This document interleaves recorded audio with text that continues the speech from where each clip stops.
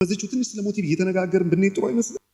ምሳሌ 16 ቁጥር 2 እንደዚህ ይላል፣ በአይኑ ፊት ሰው መንገዱ ሁሉ የቀናች ትመስለዋለች ይልና እግዚአብሔር ግን መንፈስን ይመዝናል ይላል። ሰው ይሄንንም ላድርግ ይላል፣ አሪፍ ራሱ ልትመስለው ትችላለች። እግዚአብሔር ግን ከነገሩ ይልቅ ምን ያያል? መንፈስን ይመዝናል። ሞቲቭን ወይ ያደርጋል፣ ይመዝነዋል። ካደረከው ተግባር ይልቅ ያደረክበትን ልብ ያያል። ነው የልብ አምላክ ነው፣ የሞቲቭ አምላክ ነው። እነዛ ሁለት ወንድማማቾች ገና በማለዳ ዘፍጥረት 4 ላይ አቤልና ቃየን ምንድነው እንደ ልዩነታቸው?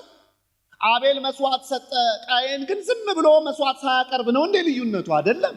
አቤልም አቅርቧል፣ ቃየንም አቅርቧል። እግዚአብሔር ግን ወደ አቤልና ወደ መስዋዕቱ ተመለከተ። ቃየን ግን መስዋዕት ስላላቀረበ አይልም። ወደ ቃየንና ወደ መስዋዕቱ አልተመለከተም። what was the difference? የሚቀርብ ነገርማ ነበር። ልዩነቱ ምንድነው? ማቅረቢያው